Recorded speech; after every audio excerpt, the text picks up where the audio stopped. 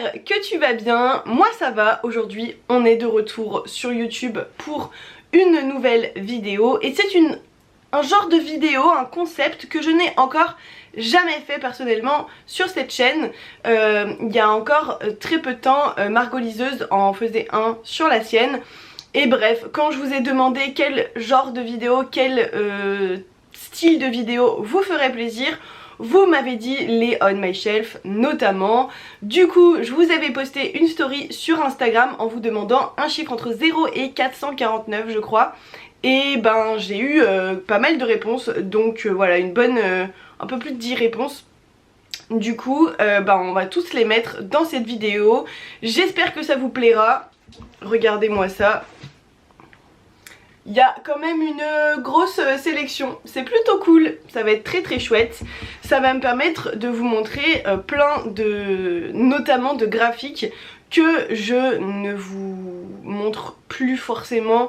Je vous en parle de temps en temps dans les live Twitch, mais je vous les montre pas forcément parce que déjà je vais pas vous rabâcher les oreilles avec les mêmes livres à chaque fois. Mais ça fait partie des livres vraiment chouchou. Il y en a deux dans la sélection qui font partie de ma palle et qui ont l'air juste incroyables. Donc vous allez peut-être m'aider à me motiver à les lire. Bref, c'est parti pour cette vidéo. Let's go! Le premier chiffre qui a été choisi, c'est le numéro 7. En plus c'est mon chiffre préféré, donc je suis trop contente. Et on est tombé sur la saga des minuscules.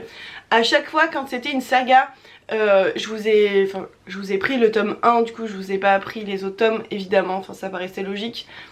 Du coup, minuscule, le tome 1 de Takuto Sashiki, j'espère que Kashiki, pardon, j'espère que je le prononce bien, je suis désolée. C'est un manga qui est ultra mignon.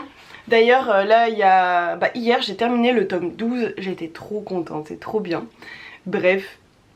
On suit dans cette saga ces deux petits personnages qui sont des petites filles, des petites dames qui vivent dans la forêt et sont toutes petites et elles vont rencontrer plein de leurs amis, plein de leurs camarades. C'est une vie très ressemblante à la nôtre quelque part, mais vraiment au cœur de la forêt. Du coup, c'est des personnes qui travaillent, c'est des personnes qui doivent aller faire leurs courses, c'est des personnes qui vont boire un coup de temps en temps, qui vont faire un peu la fête, qui sont fatiguées, qui machin, qui bidule, bref. Voilà, c'est vraiment des petites scénettes de leur vie, on apprend un peu à les connaître au fur et à mesure des tomes, c'est ultra mignon.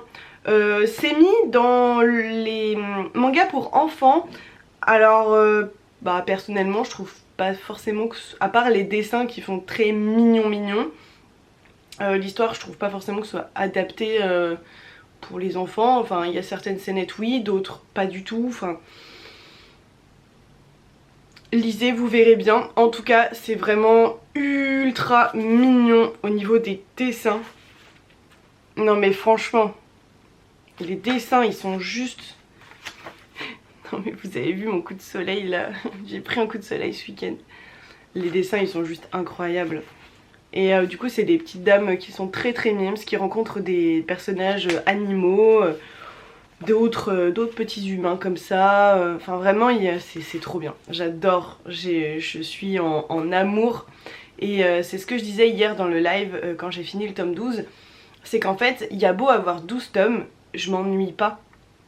Je ne m'ennuie pas, malgré que ce soit des petites scénettes, il n'y a pas vraiment d'histoire.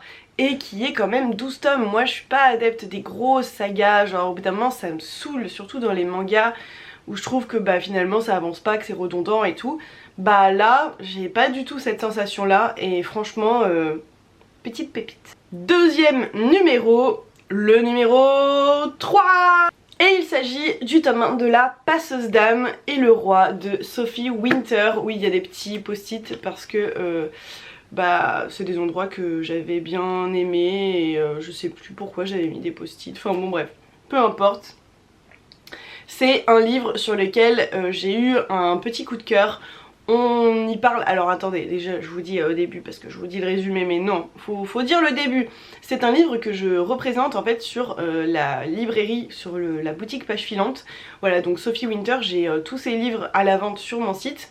Et en fait c'est de l'auto-édition, c'est une dame qui à la base vient de la région lyonnaise et qui a été vivre alors dans plein de pays différents, mais aujourd'hui elle est au Portugal, donc elle partage un peu sa vie en plus au Portugal dans ses stories sur Insta et tout machin, donc c'est très chouette. Et c'est une autrice que j'ai rencontrée dans un salon, voilà, moi je suis vers Lyon, donc c'est vraiment dans la campagne. On s'est rencontrés vraiment par hasard et franchement coup de cœur pour ce qu'elle fait, pour son écriture, pour son énergie, etc. C'est quelqu'un qui est très très gentil, vraiment. J'avais commencé par lire Trois Royaumes, donc le tome 1 et le tome 2. D'ailleurs faudrait que je puisse continuer, oh j'aimerais trop. Mais bon, pour l'instant je les ai pas encore. Il y en a sur la boutique mais il en reste pas beaucoup, donc j'attends mon colis, bref. Et du coup sa deuxième saga c'est La Passeuse d'âme et le roi. On est sur quelque chose de beaucoup plus sombre, de beaucoup plus dur, beaucoup plus... besoin d'un peu plus de maturité pour lire pour le coup La Passeuse d'âme et le roi. Plutôt à partir de l'adolescence quoi, 15-16 ans, à partir de là plus adulte. Trois Royaumes ça peut aller jusqu'à 9-10 ans, enfin vous pouvez le lire facile. Bref, ici on parle des passeuses d'âme, donc des sorcières reliées à la nature, les éléments, la magie des éléments, etc. Il y a une guerre civile et on suit un personnage principal qui a vécu des choses très dures dans son enfance et qui un jour va se révéler être une passeuse d'âme, et on suit son parcours dans ce premier tome. Ça va être une trilogie si je ne dis pas de bêtises, le tome 2 est déjà sorti, j'ai trop hâte de pouvoir le lire quand le colis va arriver. Vraiment j'ai trop hâte. Bref, vraiment un coup de cœur pour cette autrice pour le coup, si vous la connaissez pas, juste allez voir, voilà. Ensuite nous avons le numéro 365 et il s'agit de Le Jardin des mensonges, de Suzanne Fletcher, qui est un livre qui fait partie de ma pile à lire, donc je ne l'ai pas encore lu. J'ai très hâte de le lire, je l'ai mis dans plusieurs de mes pales et j'ai jamais eu le temps, voilà, je mets tout le temps beaucoup trop de livres dans mes pales, donc voilà, je ne l'ai jamais lu. Mais j'espère le faire ces prochains mois parce que il a l'air juste trop bien. On se place apparemment à Londres en 1914 et on va suivre une jeune femme qui a la maladie des os de verre et qui va vouloir quand même essayer de construire un peu sa vie, et elle va vouloir apprendre la botanique si je ne me trompe pas. Bref, voilà, une femme qui reprend un petit peu le pouvoir et... sur son existence en fait, et ça a l'air juste trop bien. Voilà, numéro 365. Le numéro 237 c'était Blue Flag, donc ici je vous ai sorti le tome 1 et juste ce manga il est incroyable. Déjà les illustrations, juste trop mignon, trop mignon. On va suivre notamment, principalement ces trois personnages, mais pas que, qui vont former un espèce de triangle amoureux. Et ça peut paraître un peu relou, chiant, machin, mais en vrai c'est très bien fait. Je trouve qu'on voit vraiment les problématiques de l'adolescence et leur relation est ultra mignonne et en même temps c'est très complexe. On parle vraiment des émotions, on parle de plein de profils amoureux ou de personnalités différentes, et franchement j'ai vraiment énormément apprécié. C'est un manga qui se termine en 8 tomes, 7-8 tomes je crois, enfin il n'y en a pas énormément et c'est très agréable à suivre. Personnellement je n'ai jamais parlé avec quelqu'un qui n'avait pas aimé Blue Flag. Écoutez, voilà, si jamais ça vous intéresse, les petites romances en manga, je pense que ça peut vous plaire. Voilà, faudrait trop que je le relise. Je l'ai pas lu depuis tellement longtemps. J'aime trop les expressions des personnages. Non mais regardez cette petite tête là. Oh non, cette petite tête. Un autre manga que j'adore avec le numéro, je sais plus ce que c'est, 123. et c'est Escale à Yokohama. Ceux qui me suivent sur Twitch, vous savez que j'adore ce manga, vraiment. Alors là je vous montre pas le tome 1 tout simplement parce que j'ai prêté les premiers tomes à un de mes meilleurs amis, voilà, donc du coup forcément je ne l'ai pas pour vous le montrer. Et c'est Hitoshi, c'est de Hitoshi Ashinano, voilà, désolée. Encore une fois les dessins sont trop mignons, avec moins de détails, vraiment un autre style. Ici on suit cette jeune femme sur la couverture, celle-ci avec les cheveux verts, et qui a plein de petits amis. Bizarre ce résumé. On suit du coup la jeune femme dans sa vie après, ça fait un peu du enfin c'est du post-apo en fait, mais vraiment très lent, très slow. Je vous montre les illustrations en même temps. C'est très slow, c'est vraiment chouette. Personnellement j'aime vraiment beaucoup cette histoire, elle est terminée. Il y a pas mal de tomes plus, mais perso je me suis pas du tout ennuyée. À chaque tome en fait ça va très lentement, il se passe pas énormément de choses, c'est très dans l'observation, voilà, c'est vraiment très lent. Mais perso j'aime vraiment beaucoup cette saga, j'ai vraiment énormément accroché. Et pareil, on va suivre dans des petites scénettes, des petits moments de vie. Voilà, c'est très tranche de vie, ce que j'aime bien niveau manga. Celui-ci est vraiment particulièrement lent en termes de rythme, mais perso j'aime beaucoup. Voilà, j'ai vraiment adoré.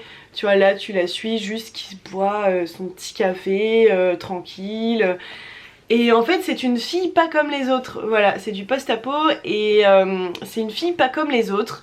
Je vous laisse découvrir un petit peu tout ça si jamais vous lisez le manga. Et elle va rencontrer plein de ses amis au fur et à mesure des tomes, ils reviennent régulièrement. On les suit dans leurs amitiés, dans leurs petites aventures, des fois par les petits tracas aussi parfois, voilà. C'est trop mignon, elle tient un petit café au milieu de nulle part et la plupart du temps elle s'ennuie ou alors il y a un pote qui vient, voilà, mais il n'y a pas grand monde. C'est... ouais, je sais pas, j'aime beaucoup ce manga. Ensuite, le numéro 13, un livre que chez moi personne n'a le droit de toucher, voilà, personne ne touche ce livre. C'est l'édition illustrée du Harry Potter. Voilà, Harry Potter et la Chambre des Secrets. Alors moi je les ai en VO, donc j'ai du tome 1 au tome 5.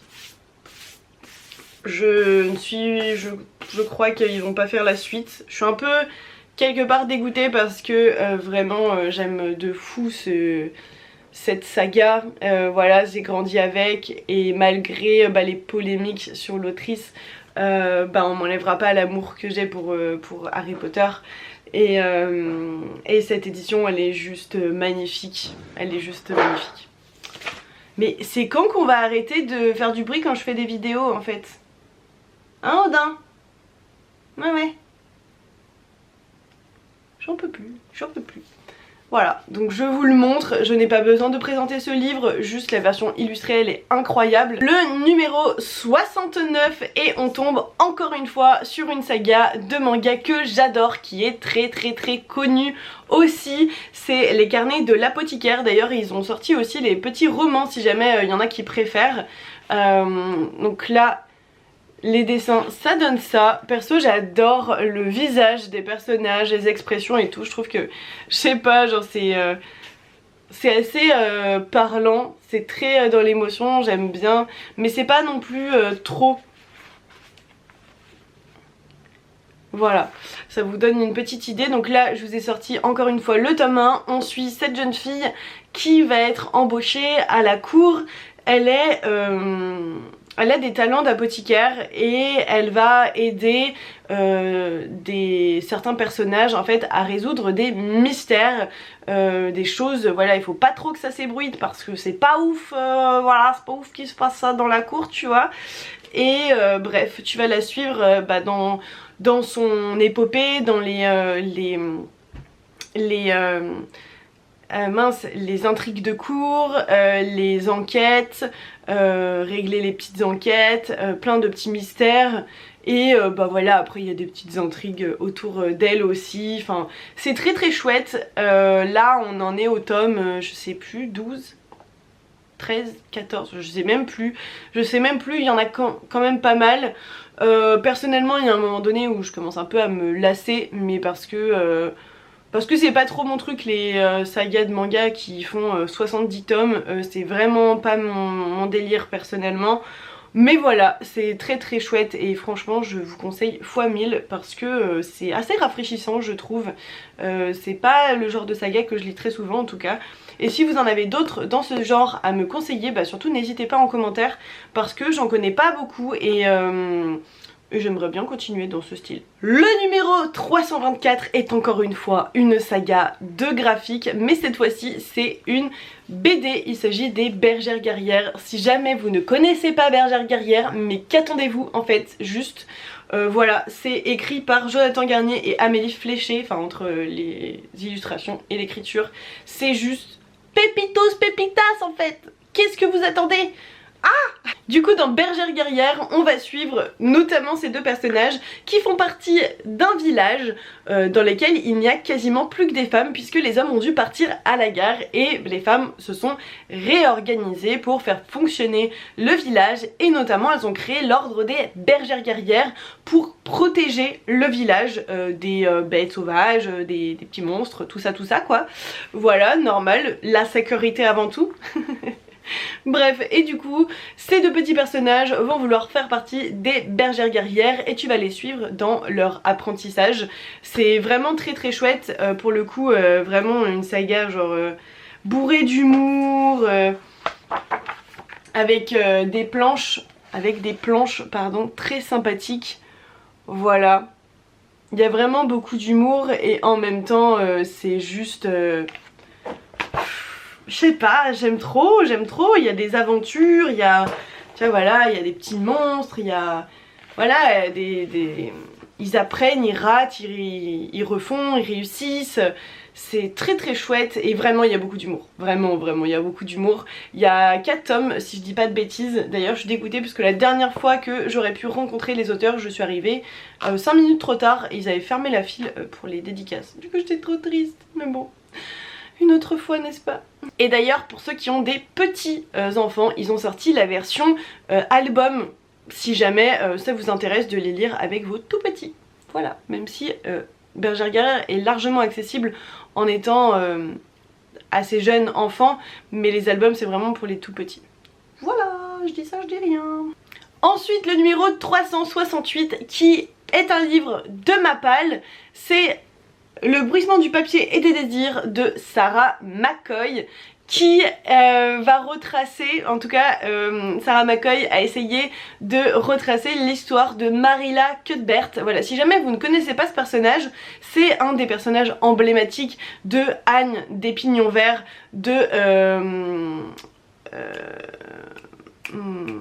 ah mince, j'ai oublié son nom. Maud Montgomery. Bref, Anne des Pignons Verts, Anne Weasley, c'est la série qui a été adaptée sur Netflix, si jamais vous connaissez pas. Voilà, et donc ici, Sarah McCoy a inventé du coup l'histoire de l'enfance de Marilla Cuthbert, et franchement, juste... j'ai trop envie de le lire, vraiment. J'hésite en fait à le lire vite, parce que je n'ai pas énormément avancé dans l'histoire de Anne des Pignons Verts, et j'ai peur que ça me... c'est pas que ça me spoil parce que du coup ça se passe bien avant et pas du tout écrit par la même autrice, mais je sais pas, j'ai l'impression que je dois d'abord finir Anne avant de lire celui-ci, mais peut-être que je suis complètement dans le faux. Si jamais vous avez lu ce livre-ci et Anne des Pignons Verts, n'hésitez pas à me le dire. Voilà, mais c'est un livre qui me tarde vraiment de lire, surtout que j'adore les écrits de Sarah McCoy, donc voilà, et puis j'adore Anne, donc oh là là, j'adore Anne. Faut vraiment que j'emprunte la suite à la bibliothèque d'ailleurs, parce que ils y sont et j'adore ce personnage qui est vraiment, elle est vraiment trop chouette. J'ai trop envie de les lire tous d'un coup en fait. Là j'ai lu les 2-3 premiers tomes déjà, mais j'ai trop envie de les relire et de les lire tous d'un coup. Bah bon. Bref, nous verrons le programme. En tout cas, Pépitos pépitas à mon avis ça. Et le dernier nombre de cette vidéo, c'est le nombre 19 qui est cette saga de manga, une petite romance qui s'appelle Jardin secret de Amitsu. Amitsu, ouais, c'est chez Kana. C'est une petite saga de romance, chaque tome est d'une couleur différente, on parle de plein de fleurs, c'est la romance entre ces deux personnages ici. Voilà, lui il est fleuriste, en tout cas il adore les fleurs, et elle c'est une petite fille parfaite et inaccessible, et je lui fais bien des guillemets.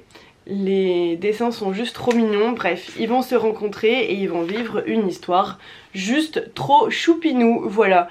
Je dis pas que c'est la saga révolutionnaire, en tout cas perso ça a grave bien marché avec moi.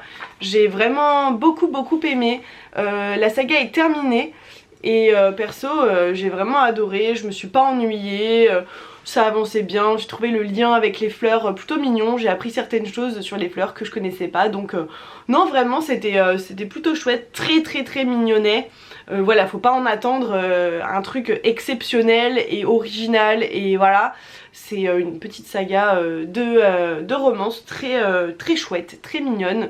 Et ça marche plutôt bien. Bref, cette vidéo est terminée les copains, merci beaucoup de l'avoir suivi. Si jamais vous voulez une nouvelle vidéo comme ça, n'hésitez pas à mettre dans les commentaires un numéro, un chiffre entre 1 et 449. Essayez de mettre des chiffres différents du coup de la vidéo d'aujourd'hui, parce que sinon vous allez tomber sur les mêmes livres, c'est un peu inintéressant, voilà. Mais si jamais vous en voulez une autre de vidéo, n'hésitez pas à le faire dans les commentaires, à mettre ces chiffres là. Et alors je la ferai pas forcément tout de suite, je veux pas non plus trop vous bourrer avec ça on va dire, mais d'ici quelques temps, voilà, ça peut être très sympa pendant l'été par exemple. Voilà, donc n'hésitez pas, ça me ferait très plaisir de vous faire ça. Je vous fais des gros bisous. Et à la semaine prochaine pour une nouvelle vidéo.